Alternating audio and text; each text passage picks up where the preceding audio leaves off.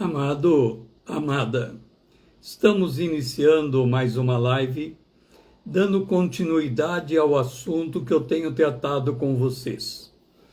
Nós vimos nas lives anteriores que nós somos um povo que temos a esperança da glória de Deus, mas também nós nos gloriamos da tribulação, porque a tribulação ela produz perseverança, a perseverança produz experiência com Deus, e experiência com Deus aumenta a nossa esperança da glória de Deus.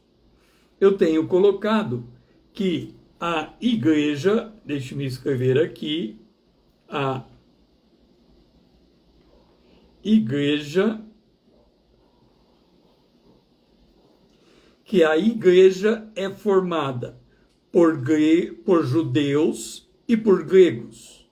Isto significa que a igreja é formada por gente de todos os povos, raças, línguas e nações.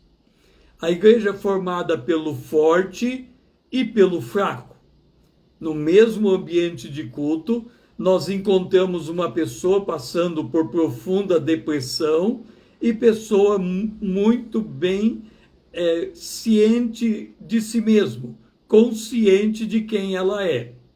Nós encontramos pessoas sadias e pessoas enfermas. Paulo disse que nós devemos nos alegrar com quem está alegre e devemos chorar com quem está chorando, em um mesmo ambiente de culto. Nós encontramos o livre e o escravo. Isto implica dizer todas as esferas sociais são encontradas dentro da igreja. Podemos também dizer todas as esferas políticas, todas as esferas sociais, todas as esferas econômicas, todas as esferas em todas as áreas da lide humana. Nós encontramos dentro da igreja, porque a salvação é dada a todo aquele que crê. Não importa a origem dele, de onde ele veio. Então, a igreja, ela tem um grande aspecto de pessoas que estão participando de um mesmo culto com necessidades diferentes. É por isso que quando João vai escrever uma carta, ele tem o cuidado de dizer: eu estou escrevendo aos filhos, eu estou escrevendo aos jovens e eu estou escrevendo aos pais. Significa que ao longo da evolução da nossa vida cristã, nós podemos alcançar maturidade, nós podemos progredir na nossa experimentação com Deus. Então, nós estamos somos filhos, ou somos jovens, ou somos pais. O que coloca isso quando nós olhamos o que está acontecendo no ambiente da igreja? Nós percebemos que não há como dar uma mesma mensagem a todas as pessoas em todo o espectro de suas necessidades.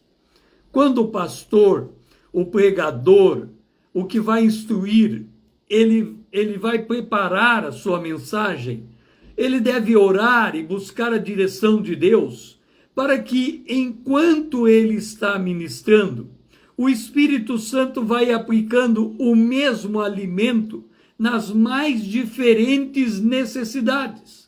É por isso que muitas vezes o pregador diz uma coisa, a compreensão daquilo que ele diz é outra no coração. Às vezes, a palavra, o texto que foi o alimento de uma determinada pessoa foi numa parte da pregação e depois ela nem ouve mais o resto, porque aquilo já alimentou o espírito dela.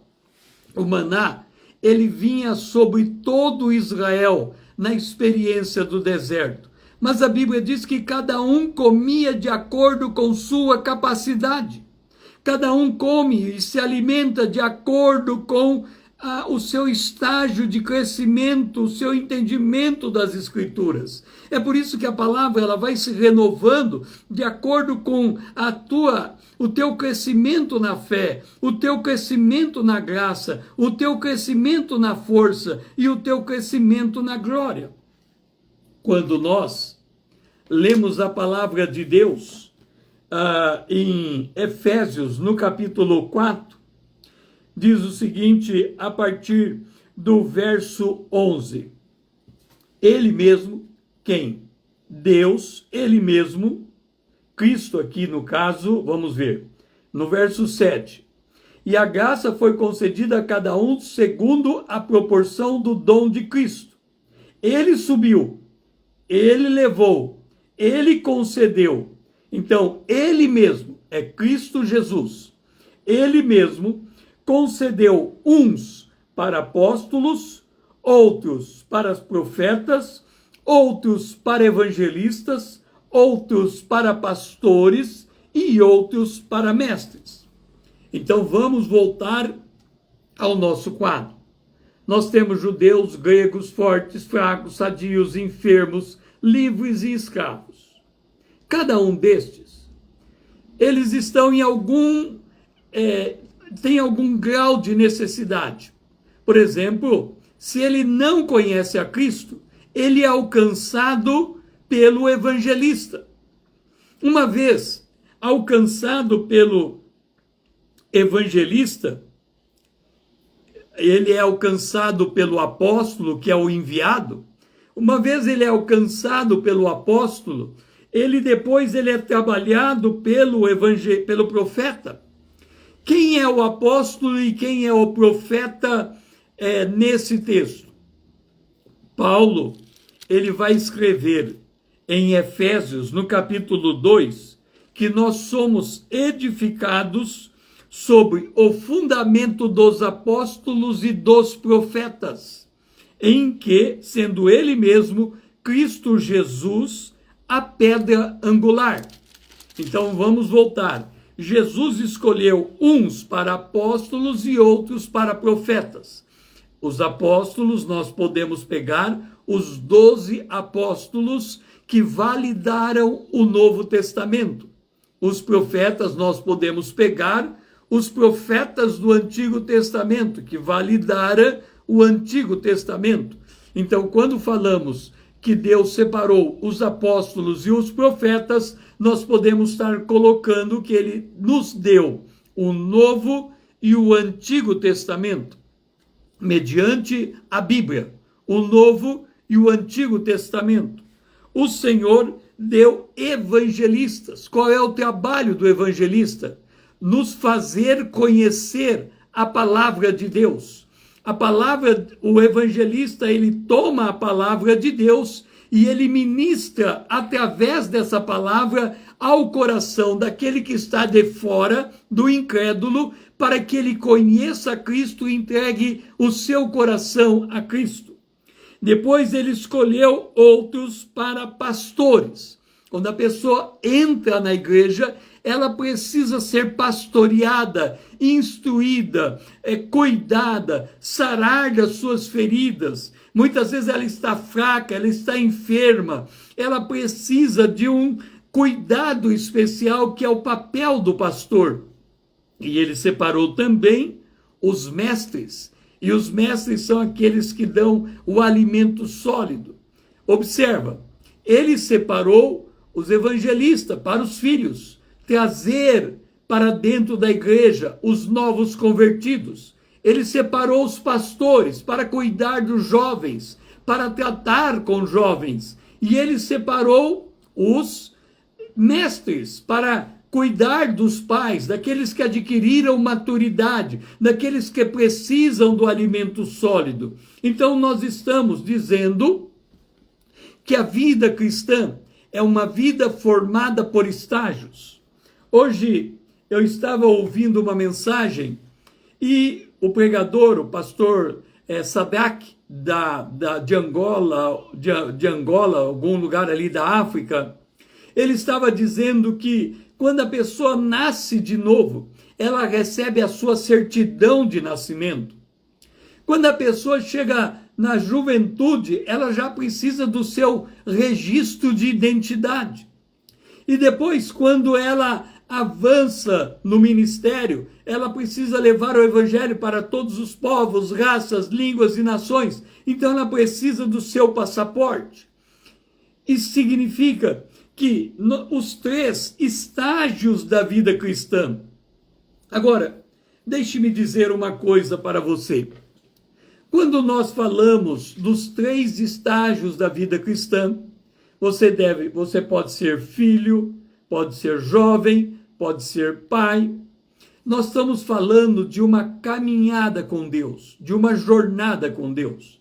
Ninguém sai do primeiro estágio para o último imediatamente alcança a maturidade. Hoje temos visto muitas pessoas aceitando Jesus ontem, aceitaram Jesus ontem de ontem, foram batizados ontem e já são colocados hoje em um ministério. Eles pulam as fases.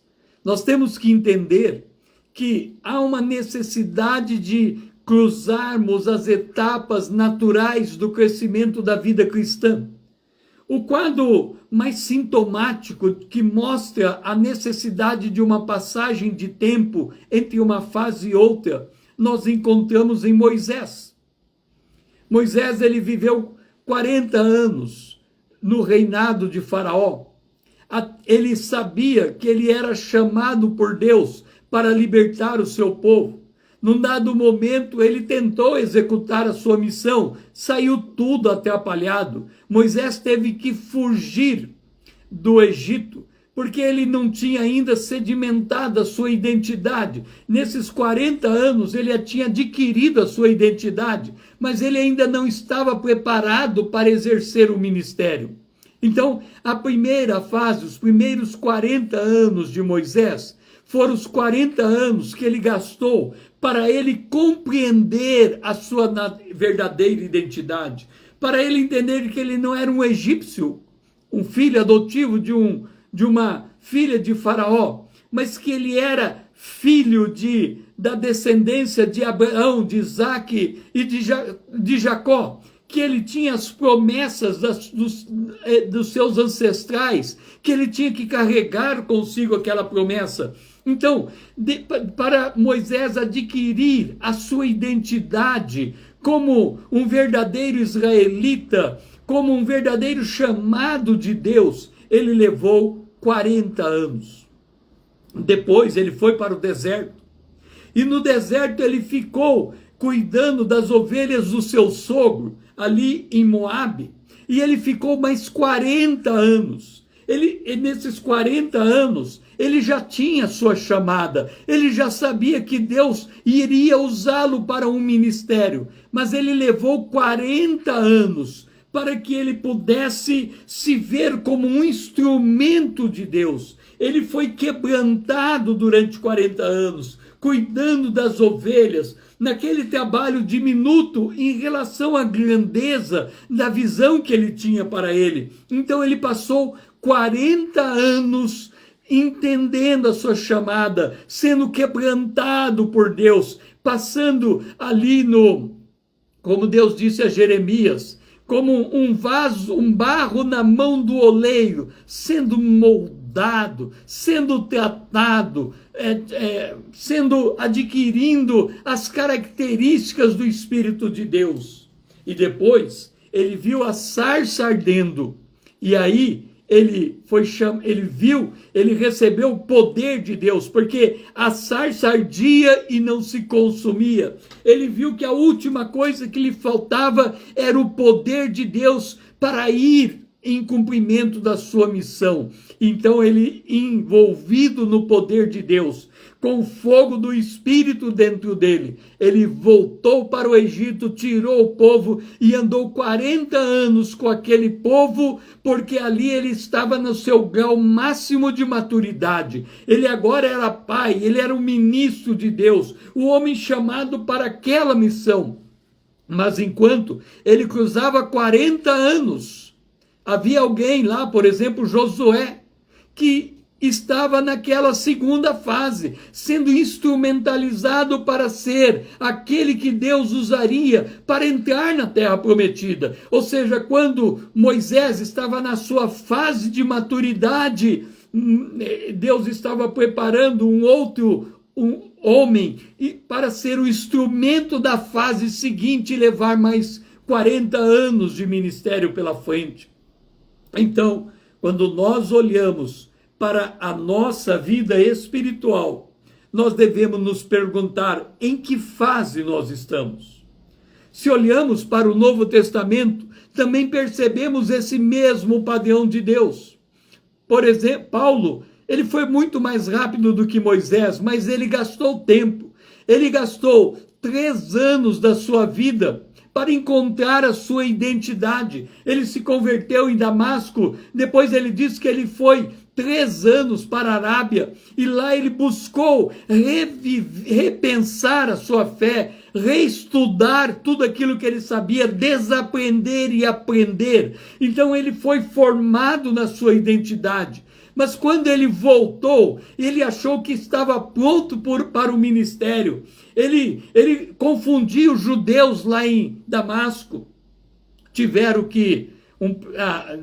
Fizeram um plano de morte para matá-lo. E ele teve que fugir de Damasco. Foi para ele considerado o seu ponto de maior humilhação, porque ele foi descido num cesto na muralha daquela cidade e teve que fugir para Jerusalém. Mas ele pensou, eu chego em Jerusalém, eu vou ser recebido pelos apóstolos, eles vão me abraçar e ali começa o meu ministério. Mas quando Saulo chegou em Jerusalém e Barnabé levou ele para conhecer Pedro, Tiago e os outros apóstolos, ele começou a dar trabalho também em Jerusalém. E aí os apóstolos pegaram ele e falaram, vá para a tua cidade natal, fique por lá. E a Bíblia diz que depois que Saulo saiu de Jerusalém, a igreja teve paz. Imagina só, depois que Saulo vai para a sua cidade natal e volta para a obscuridade, a igreja tem paz, porque ele não estava preparado para aquela época. E ele ficou mais 10 anos na sua cidade, ninguém o conhecia. O ministério que ele desenvolveu em Tarso, ninguém falava daquele ministério. E aí, depois de 14 anos, 3 naquela região de Damasco, depois 10 anos lá na sua cidade natal, Barnabé chama Saulo e ele vem para Antioquia. E Antioquia, os cristãos são os discípulos são pela primeira vez conhecidos como cristãos. Ou seja, Paulo, ele saiu da primeira fase quando ele foi para Damasco, passou pela segunda fase quando ele ficou 10 anos na sua cidade natal, já deu 14 anos, e aí ele vai para Jerusalém como ministro aprovado por Deus. Os homens verdadeiramente chamados por Deus, eles passam por essas fases, não há como cruzar essas fases sem estar experimentado e fundamentado na palavra de Deus, porque se pula as fases, fatalmente ele vai ensinar uma falsa doutrina, ou ele não vai conseguir levar os seus ouvintes ao mesmo nível de experimentação dele, porque nem ele mesmo sabe em que fase ele se encontra. Paulo, escrevendo aos Efésios, no capítulo 4, quando ele separa o corpo do ministério, os profetas, os apóstolos e profetas, o Antigo, o Novo e o Antigo Testamento, porque o Antigo deve ser lido à luz do Novo Testamento, os evangelistas, os pastores e os mestres. Ele diz que este corpo do ministério tem um objetivo. Com vista ao aperfeiçoamento dos santos, para o desempenho do seu serviço, para a edificação do corpo de Cristo, até que todos cheguemos à unidade da fé e do pleno conhecimento do Filho de Deus, a perfeita varonilidade, à medida da estatura da plenitude de Cristo. O que Paulo está dizendo é que o alvo de todo cristão é ser pai. Mas ele tem que passar pela condição de filho, pela condição de jovem, até chegar a ser pai. Ele tem que crescer em graça, em sabedoria, em maturidade, em entendimento, em fé, em virtude, em domínio próprio. Não há como cruzar todas essas fases. E aí, eu quero te chamar a atenção algumas advertências que Jesus faz. Ele diz, muito naqueles dias vão dizer, Pai, pregamos em teu nome. E ele vai dizer, eu nunca vos conheci. Quem são esses? Eu já disse que a igreja é formada por judeu e grego, forte e fraco, sadio e enfermo, livre e escravo. Tem todo tipo de gente dentro da igreja. Mas a igreja também tem o incrédulo, o inconverso, ele está visitando a igreja, ouvindo pelo evangelista a palavra de Deus, e o Espírito Santo está trabalhando com ele, convencendo do pecado, da justiça e do juízo. Mas a igreja também tem o joio. É aquele que, habituado em estar dentro da igreja, ele é capaz de desenvolver qualquer ministério que existe dentro da igreja. Ele aprende.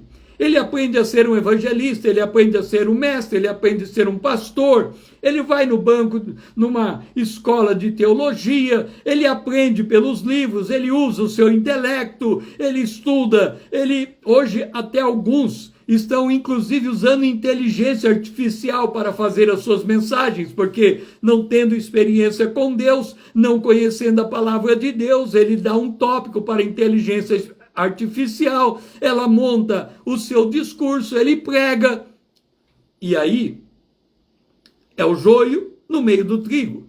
Mas também temos o trigo, e o trigo sim, nós temos o trigo que é filho, o trigo que é jovem e o trigo que é pai. E nós estamos falando que leva um tempo para nós cruzarmos esta jornada com Deus. Na minha experiência particular, eu me converti em 1979. Então, eu me converti em 79. Eu cruzei a segunda parte, eu vou colocar aqui primeira data, em 96. E depois, 2003. Vamos ver se deu para ler. 79, 96, 2003. De 79 a 96, se minha conta está certa, eu levei 17 anos para sair do novo nascimento à condição de filho. Eu adquiri a completitude da minha identidade em 96. Em 96, eu entrei na segunda fase de jovens. Essa fase foi de 96 a 2003. Se eu estou certo, eu creio que dá 23 anos. Deixe-me fazer a conta aqui. Eu estou procurando a minha calculadora. Só um momentinho. Cadê a calculadora? Calculadora. Ok. Então vamos lá. Eu me converti em 79. De 1996 menos 1979 foram 17 anos para eu adquirir a minha identidade cristã. Depois de 2003 menos 1996, fiz a conta aqui, 2003 menos 1996, não, desculpe, 2023. 2023. 2023 menos 1996 dá 27 anos. Eu estou melhor do que a Paulo, porque Paulo levou, aliás, desculpe, Paulo está melhor do que eu. Ele levou 3 anos na primeira fase, de 3 a 4 anos, levou 10 anos na segunda fase e entrou na terceira fase com 14 anos. Eu levei 17 anos na primeira fase e Moisés levou 40 anos. Eu levei 27 anos na segunda fase e Moisés levou 40 anos. E agora estou entrando na terceira fase, não sei quantos anos serão, e Moisés viveu 40 anos, muito mais do que Paulo. Ou seja, o tempo de ministério de Moisés foi maior do que o de Paulo. O tempo de ministério de Paulo é bem superior ao meu, porque ele viveu bem mais. Eu estou começando a terceira fase, não sei quantos anos serão.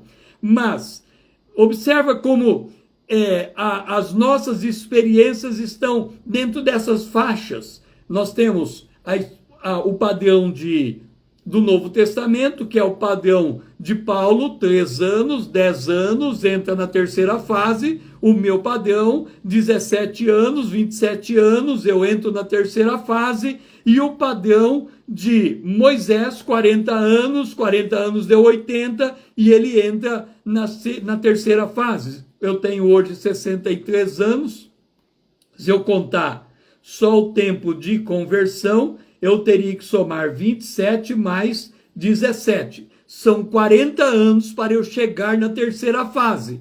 Moisés levou 80 anos para chegar na terceira fase. E Paulo levou 14 anos para chegar na terceira fase. Por que eu estou dando esses números? Porque a vida cristã, ela não é tão simples quanto parece. Eu creio que uma das coisas mais difíceis que nós temos é conhecer a vontade de Deus. O padrão para conhecer a vontade de Deus é Romanos capítulo 12, verso 1 e 2. E ele diz: apresente o teu corpo a Deus, não se conforme com este mundo, renove o seu entendimento e seja transformado. Há um processo. Então você experimenta qual é a boa, agradável e perfeita vontade de Deus. Eu posso dizer que só experimentam mesmo a boa, agradável e perfeita vontade de Deus os que chegam na maturidade, na condição de pais. Até lá, nós temos uma jornada, nós experimentamos as vontades de Deus pontualmente, mas nesse nível de crescimento, até chegarmos à unidade da fé, ao pleno conhecimento do Filho de Deus, a perfeita varonilidade, à medida da estatura da plenitude de Cristo, nós temos que cruzar por esta jornada. Não há como sair dela, separar dela. Da minha parte, eu consigo identificar essas fases com muita clareza.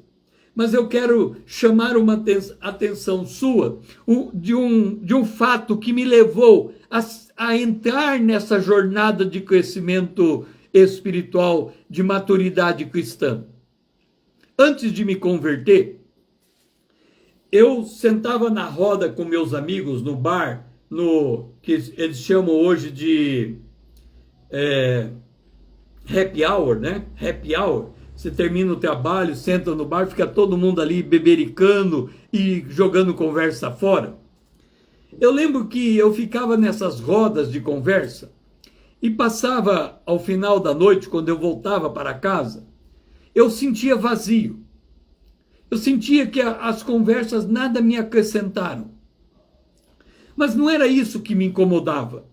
O que me incomodava é que, mesmo entre os meus amigos que jogavam conversas fora, eu percebia que eles tinham um certo grau de personalidade e de caráter.